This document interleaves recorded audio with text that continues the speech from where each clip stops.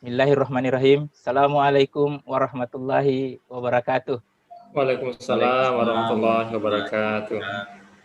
Mari kita bersyukur kepada Allah, bersalawat kepada Nabi. Alhamdulillah, pada kesempatan ini kita akan mengikuti kegiatan in-house training program sekolah penggerak. Pada kesempatan ini yang akan membawakan materi dan narasumber kita adalah Bapak Abdul Wahid Nara, SPD, MPD. Latar belakang beliau adalah guru olahraga, menjadi kepala sekolah di SMA Negeri 3 Pindrang. Sekolah ini sangat luar biasa karena di belakang, di depan sekolah adalah sawah dan sangat berhubungan dengan alam. Banyak hal telah dilakukan bersama-sama untuk mengawal SMA Negeri 3 Pindrang dengan baik. Tentunya di sekolah penggerak kita harus lebih bergerak untuk lebih maju dan aktif bersama memajukan sekolah, daerah, bangsa, dan negara. Baik, memanfaatkan waktu, kami persilahkan kepada Bapak narasumber untuk menyampaikan materinya seputar mengenai tentang asesmen. Lebih lengkapnya akan disampaikan sebentar judul materinya dan materinya. Waktu diberikan kurang lebih 10 menit kepada Pak Wahid, disilahkan dengan hormat.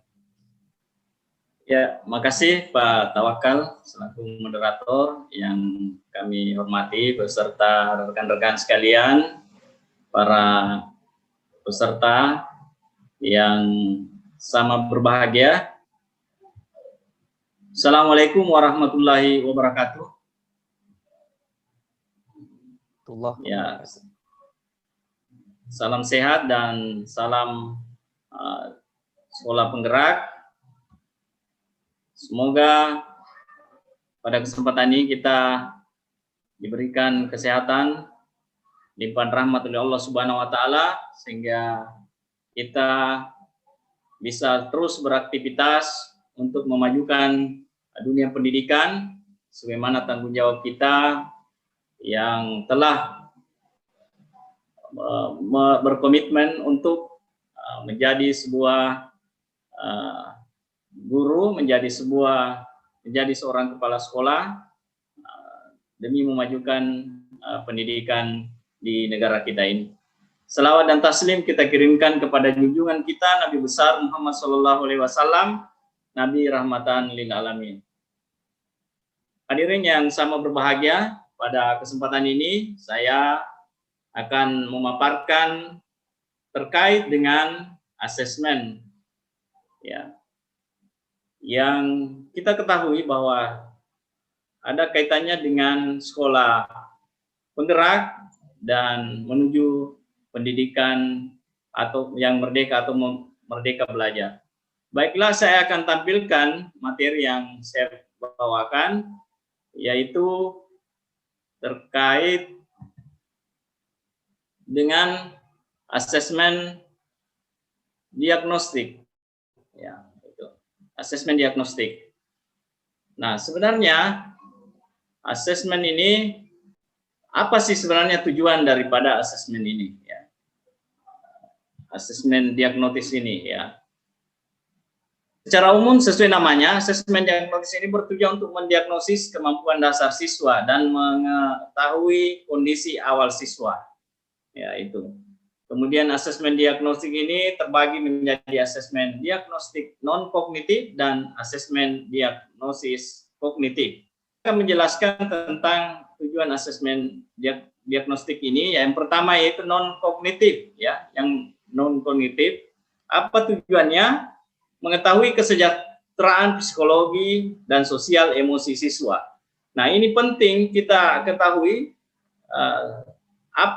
sejauh mana kesejahteraan psikologi dan sosial emosi siswa itu sendiri.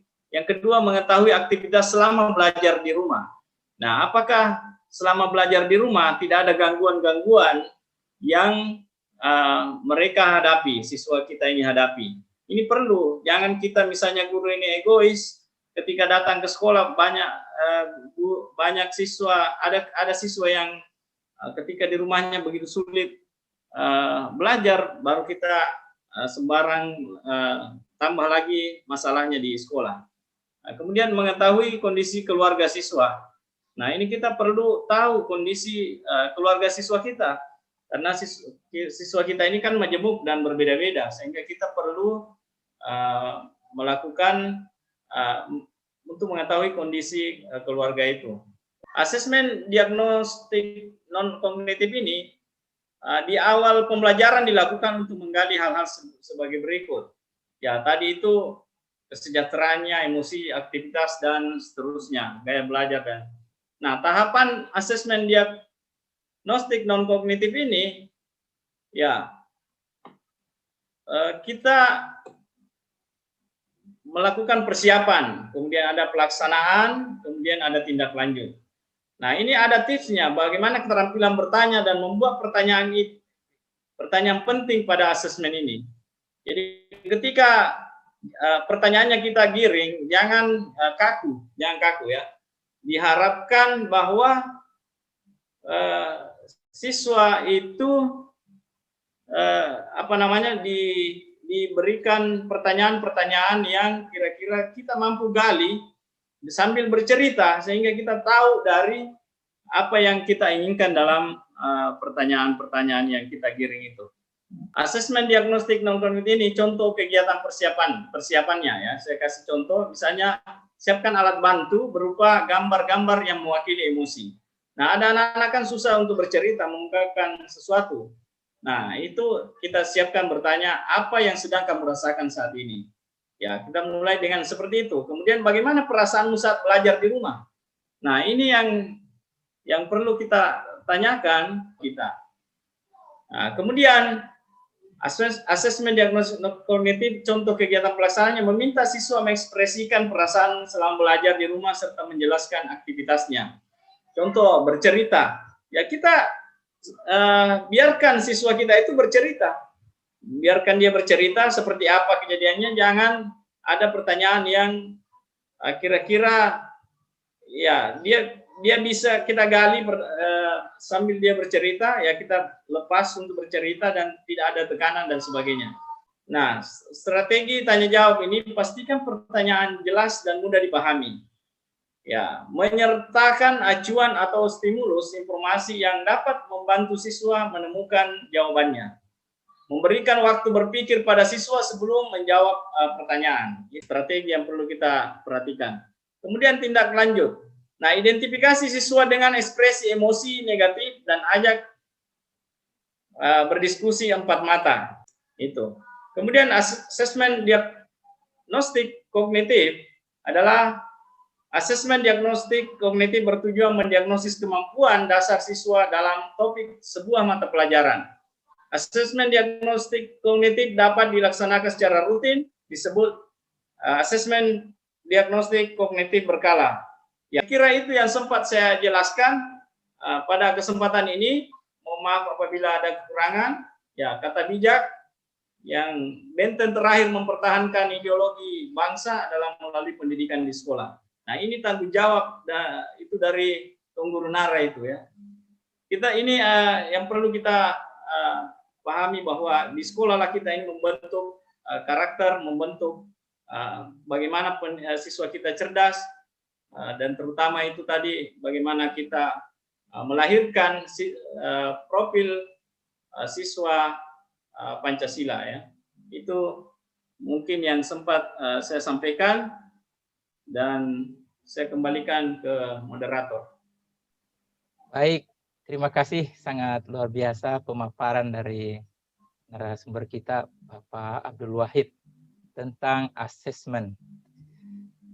Memanfaatkan waktu, kami berikan kesempatan kepada para peserta untuk menyampaikan.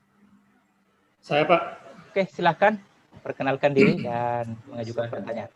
Silakan, Pak. Terima kasih atas kesempatan yang diberikan. Nama saya Andi Agus. Saya dari komite sekolah. Ingin menanyakan ini, Pak. Ada sedikit yang masih perlu penguatan bagi kami sebagai komite yang mewakili orang tua ini. Apa tujuan dari asesmen diagnosis ini sebenarnya, Pak? Tadi sudah luar biasa penjelasannya, tapi kami mungkin ada penguatan tambahan sehingga kami bisa lebih paham lagi mengenai tujuan dari asesmen ini, Pak. Terima kasih. Baik, terima kasih Pak Andi, Agus. Kami persilahkan Pak Wahid. Ya, makasih atas pertanyaannya Pak mewakili komite sekolah. Saya pikir asesmen ini tujuan, ya saya sudah sampaikan tadi tentang beberapa tujuan asesmen ini. Namun perlu saya perjelas kembali bahwa asesmen ini menjadi menjadi bekal awal kita sebagai pendidik untuk menggali potensi apa yang dimiliki oleh siswa, ya potensi. Nah, kita harus mengajar, ya kita mesti memberikan, kita merubah mindset kita memperbaiki mindset awal kita kepada siswa kita, bahwa siswa kita itu sebenarnya semua punya potensi. Nah, tinggal bagaimana cara mendorong dan menguatkan potensi yang dimiliki siswa itu, ya. Contoh tentu dengan melalui asesmen ini. Nah, kita gali dan bagaimana menggali siswa ini, apa potensi yang dimiliki, apa yang menghambat potensi mereka sehingga dia bisa berprestasi. Nah, melalui asesmen ini ya kita bisa menggali bagaimana menggiring siswa untuk mencapai cita-citanya. Bagaimana siswa menunjukkan potensi yang dimiliki untuk mencapai cita-citanya. Ya, saya kira itu yang bisa saya sampaikan pada kesempatan ini. Baik, terima kasih. Pasti para peserta masih ingin menyampaikan pertanyaan, tetapi waktu yang membatasi, maka dapat kami menyimpulkan bahwa materi ini sangat penting mengenai tentang diagnostik, ya tes diagnostik untuk anak-anak kita. Kalau ini kita pahami, insya Allah akan lebih baik dalam penanganannya. Demikian para hadirin, para peserta kesempatan ini, mari kita bersama-sama menutup pertemuan kita dengan membaca hamdalah. Alhamdulillahi rabbil alamin. Demikian, terima kasih narasumber dan para peserta. Assalamualaikum warahmatullahi wabarakatuh.